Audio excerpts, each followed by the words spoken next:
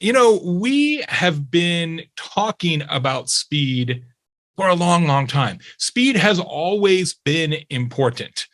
The very first Olympic event back in 776 BC was a foot race, which is in fact a contest of speed. I am Baer, and this is the time to win, how to exceed customers' need for speed. I've written 6 business books now, and each of them included a section on the importance of responsiveness. So this isn't a new topic for me, and probably not for you either. The premise of speed as a competitive advantage has always been with me. But now I have undertaken my deepest dive yet. I recently launched a comprehensive proprietary national research study of 2,000 consumers, normalized to census data, to measure the relationship between responsiveness and revenue. Now, I'll make sure that you get a copy of this entire report, but I will summarize the findings in just one sentence. We care more about time than ever.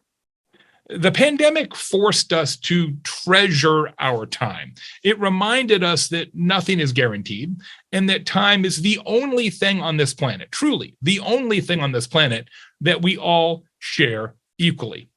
Elon Musk and someone experiencing homelessness, Americans and Venezuelans, educated and uneducated, grandfathers and grandsons, saints and sinners, each and every one of us has and only has 1,440 minutes each and every day.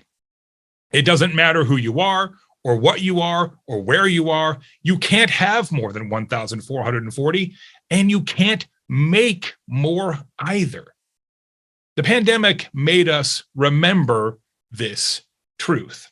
So all the macro trends out there, like quiet quitting and the Great Resignation and work from home and leisure travel, which is the synthesis of business and leisure travel, all of those are actually the same trend, which is the one we just talked about. We care more about time than ever before.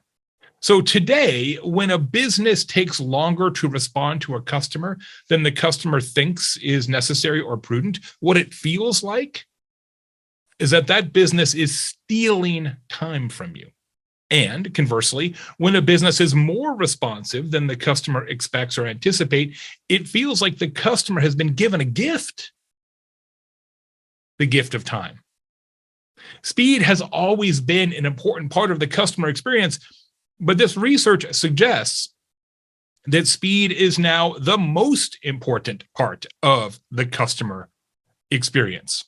My research found that 2/3 of customers say that speed is as important as price. Now, you've no doubt heard the old chestnut, cheap, good, fast, pick any two, right? That's been around for a long, long time in business.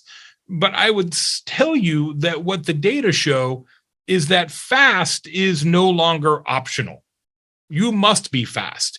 You can then decide whether you want to be fast and cheap or fast and good, but you darn well better be fast. It's funny, when we choose to actually notice it, when we lift our head up and actually look around us, the importance of time and speed is actually everywhere, isn't it? I mean, look at this. When do we need these eggs? ASAP, which I don't understand. I've never needed an egg that quickly, ever, especially an egg in that format. I've never been like, man, the one thing I need instantly is an egg. That being the case, very successful brand. When do we need eggs? ASAP. When do we need daiquiris? We need them now. I've actually been to daiquiris now. It's pretty fantastic. When you need a daiquiri instantly, daiquiris now, got you covered. When do you need a snack? You need your snack on the run, especially the mysterious salmon salad. And of course, you know this one. When do you need a lube? You can only get a lube in a jiffy. Now, you might be thinking, Jay, look, I've read a lot about customer experience, And it sounds like customers, yeah, they care about speed, but they care about a lot of other things too, not just speed. And that's true. But when it comes to customer satisfaction, time reigns supreme. Yes, customers care about personalization, but you'll ignore a business getting your name wrong if you can get fast service. And yes, customers like you and like me, we prefer kindness and empathy when we can get it for sure, but you'll set it aside if it actually saves you time. I mean, how empathetic is a chatbot? Not very. Yet about a third of customers actually prefer to use them. Why? Well, it is the need for speed. We're in an era now where we actually interpret speed as caring. That's the truth. In my own world, I hired a painter not too long ago, and I got 3 bids, as one does for a project like that typically. And the first painter got back to me in about 4 hours. The second painter got back to me the next day. Third painter got back to me in 2 days. Now, I ask you a simple question. Which painter did I hire? And which painter would you hire? Yeah, I hired the first one to get back to me. And that painter was not the least expensive. And I'm not alone, nor would you be in that situation. In fact, in the research, we discovered that more than half of all customers have done this exact same thing. They've hired a business that was the first one to respond, even if they were not the least expensive. Why? Well, we never talk about this, but the reality is we have this notion in our head that goes something like this. Well, geez, if it takes them a while to get back to me before they have my money, how long will it take them to get back to me once I've already given them my money? So I'm here to tell you that in any competitive situation, you must find a way to be first. Now, will that require you to add people or technology or revamp your processes so that you consistently can be faster than your competition? Yeah, probably, perhaps. And I realize that that's a tricky assignment, especially in what we expect to be a down economy next year. But I'm here to tell you that being first will unlock substantial new revenue for your business that more than pays for any investments you need to make or changes you need to make to actually be faster. Because today, the revenue loss that you experience from being second or third to respond, for being the painter that calls back in a day or the painter that calls back in 2 days, that revenue loss is often invisible to you and your business. So let's play this out. A prospective customer like me calls you for whatever service. It doesn't matter. It could be B2B software. It could be chiropractic. It's not relevant. It's true for every business. Prospective customer tries to get a hold of you and you give them a quote, an estimate, and then they don't hire you. And in almost no case do you actually know why. Now, you might assume that it's price, that your competition has undercut you again. It's a common conclusion. So what do? Well, the next time you bid lower, and guess what? You lose again. So you go lower and you lose again. And all the while, it's not price at all. It's speed. Not only is speed a huge driver of new customer acquisition, it's also a massive factor in customer loyalty and retention too. And there's no question that sometimes businesses fail miserably when they try to satisfy their customers' need for speed. This is an actual tweet from Amanda who says, "Guys, I'm trapped in an Amtrak elevator at BWI Airport." That is Baltimore, for those of you who do not know all your airport codes. Help, help. This is an actual distress tweet, right? This is, I am need of assistance. 205 days pass. We're sorry to hear that. Are you still in the elevator? I certainly hope not, because this is now a much more dire situation. This is no longer a search and rescue mission. This is a different problem entirely. And Amanda may have survived this ordeal, but how loyal is she likely to be to Amtrak going forward? And that's a pertinent question, because the research shows that 85% of customers, 85%, say that speed is a critical factor in their brand loyalty. So it's no question that responsiveness creates revenue, and lack of responsiveness reduces revenue. The data show this very clearly to be the case. But I'm not suggesting to you, I'm really not. I'm not suggesting to you that the answer, the solution, the antidote, the remedy is to just be as fast as possible in every situation. That's too simple. And it's also not true. Because you see, speed at all costs actually costs. Speed at all costs actually costs. I want to give you an example that I suspect you are familiar with. You just may not know it yet. You ever go to a Mexican food restaurant and you order the enchilada combo, and in like 90 seconds, they bring you the enchilada combo, and you're like, bro, how are these enchiladas done already? There's no way you can make enchiladas that fast. Was there like an enchilada machine in the back? Did somebody else order this? Didn't like it? Order was wrong. They had it on that like hot table, and they're just waiting for the next sucker to order. I'm like, here you go. Presto. It is suspiciously fast. And that's the point. You can be too fast. Chatbots are the same thing. We talked about this a moment ago. You ever go to a chatbot, you're on like a website and they've got the live chat thing and you got a question and you type in your very complex question and then the answer comes like that. You barely hit period on the end of the sentence and the answer comes. You're like, there's no way that's a person. That is a robot. That is a canned answer. They were already ready. They're going to send this regardless of what I said. That level of speed actually decays trust. It's true for a lot of industries. You do not want to hire the speediest tattoo artist in Tulsa because you get outcomes like this.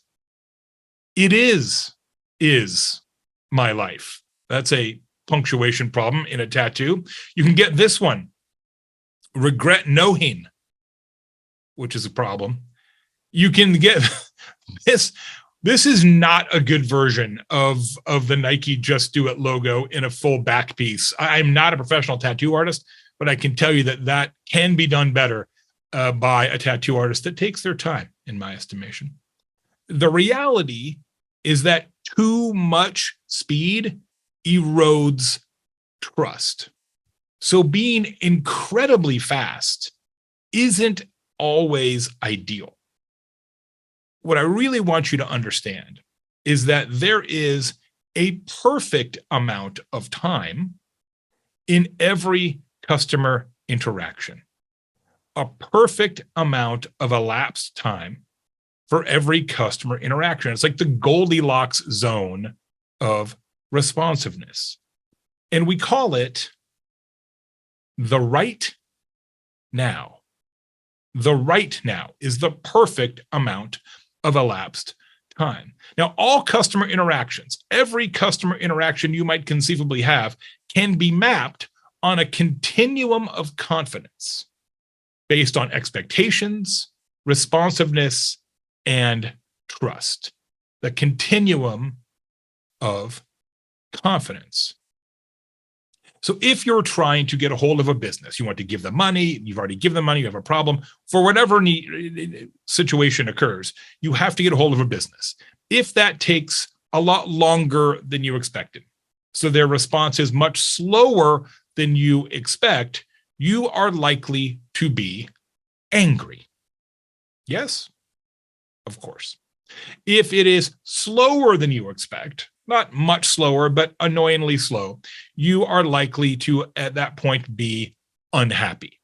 Angry, unhappy. You see the continuum of confidence based on responsiveness. If the business responds to you about as fast as you expected or anticipated, you are satisfied. You're like, yeah, that seems about right. If they are a little bit faster than you expect, like, wow, how did they do that? That's great. Terrific service. You would feel delighted. And then if the business is much, much faster than you expect and anticipate, the instant enchilada phenomenon, you are first shocked. And then pretty quickly, that morphs to concern. You go from shock to concern. This happened to me a few years ago. I was going to try and get the LASIK eye surgery because I've had glasses since I was 16. I'm like, you know what? Maybe I could stop doing this. And I went to meet with the doctor's assistant who, processes the potential new patients and such. And she said, okay, yeah, we can do it. You're not a great candidate, however, because your corneas are too thin. And I said, well, that's ironic because that's the first part of me that anybody's ever accused of being too thin, but please proceed. She said, yes, you could do it. It's going to be a little bit of a thing, but it's possible. And I said, all right, well, if we were to go forward with this, how long might it take for me to get an appointment? And I'm thinking, well, it could be a few weeks. It could be a month, 2 months. This is a prominent eye surgeon. She says, how about tomorrow morning? And I said, how many appointments do you have per day? And she said 25. And I said, no, thank you. Much faster than you expect. First produces shock, which then morphs to concern.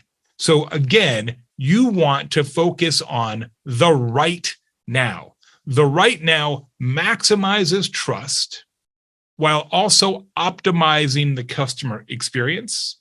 And the right now is a little bit faster than your customers expect and anticipate.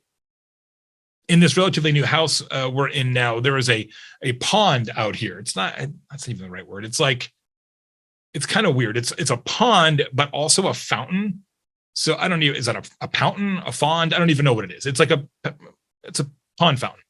Anyway, I am not known to be particularly DIY, especially when it comes to bodies of water. So I was like, hey, I should figure out how to take care of this thing so it isn't like, become like an algae mess or whatever. And so I go to Google, as one does, and I look for, Pond Man, Indiana. Well, turns out there's perfect search because there's a business called the Pond Man. I'm like, wow, this guy nailed it with the business naming. I get a hold of the Pond Man, leave him a voicemail, a little bit of a confusing voicemail, as you probably just figured out. And 2 hours later, he got back to me and said, I can't help you right now. I'm super busy, but here's when I can come out in like 11 days. Will that be okay with you? And it was fantastic, right? I wasn't shocked at how fast he got back to me. It didn't make me think the whole thing was a robot or a recording, but I was delighted that he could actually respond faster than I would think a tradesperson like that normally would. So now, of course, I am a customer of the Pond Man. Now, you might be thinking, and I wouldn't blame you at all, great, Jay, I love this. This is fantastic. But the real question is, what's the right now for me in my business? Yeah, we need the right now, but what is it? I'm in the software business. I'm in the speakers bureau business. I'm in the franchise business. I'm in the hospital business. What's the right now for me? Well, it depends, because the right now varies by industry.